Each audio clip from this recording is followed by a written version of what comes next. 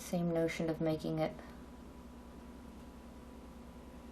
line a little brighter right there and right there. Okay.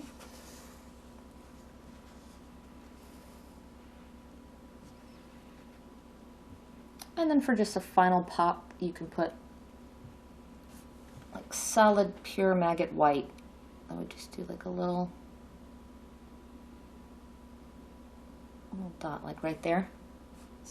I'll really go into an involved and in-depth discussion of how thick and how many coats of base coat paint I use, and how I move the paint along on the model, you know, using both wet blending techniques and then feathering and glazing, and just, you know, try and show you different approaches you can use when you shade and highlight models.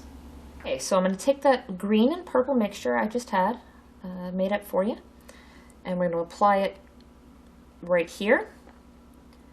And then real quickly, I'm going to wet my brush, I'm going to come back, and I'm going to feather this into the shadow. I'm going to keep this as a really thin glaze. And what this does is this is just really going to punch that shadow up and make the highlights look brighter. Makes the greens look more vibrant. And we'll discuss why I approach male faces differently than female. I'll go a lot more high contrast and work in deep ruddy reds and brighter high spots on the cheekbones with male faces.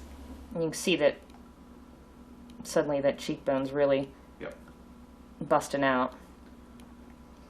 And we're doing underneath the cheekbone, not on the cheekbone, because it's not blush. There's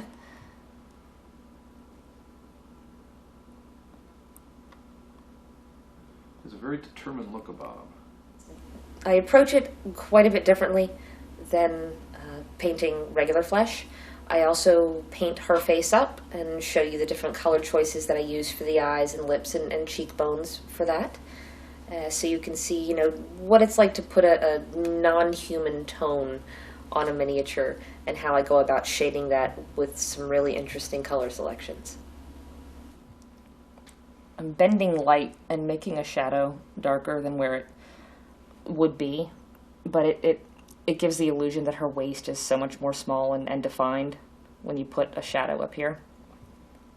And we're going to go back over the same color, and we're going to hit the forehead one more time. There you go.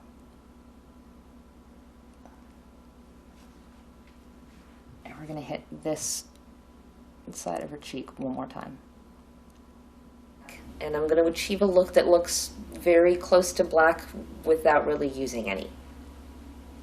I'm starting with the thigh because it's a nice broad area to see.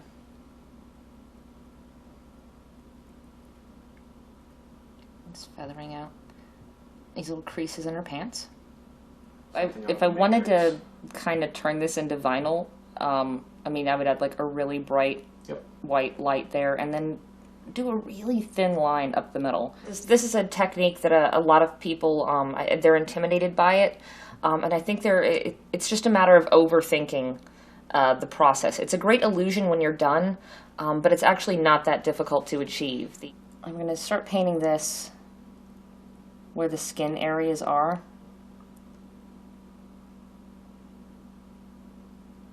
Is this kind of a smooth out phase? This is a smooth out phase to transition from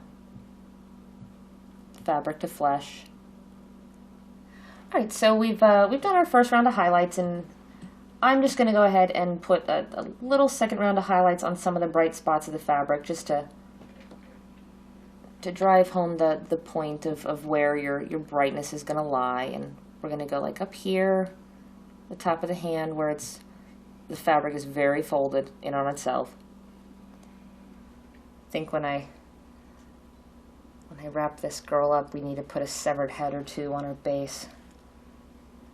You know, talking about laying in patterns, so I've got all my feathers, you know, picked out, so I can take like a really bright purple because I can see that feather, and I can do this with it, and then, you know, you can add the lines, and you just see where they go. Yep. But I'm gonna just put some water on the top of the gemstone. Yeah, she had a couple points of You light. see there. that like light wants to go right there and right there? Yep. So that's where I will put a couple of thin white lines. Put a thin white line and then a little dot. I've wanted to paint the Green Man on something for a very long time, so this is definitely going to be an elaborate piece when I'm done here. And this is something where I think after the underpainting is done and I go to work on this, that I'll probably spend 20 hours or so painting the back of this cloak. When I'm doing freehand, I like to move from the left to the right. We're just putting Jess in scenarios that make her uncomfortable. Oh yeah.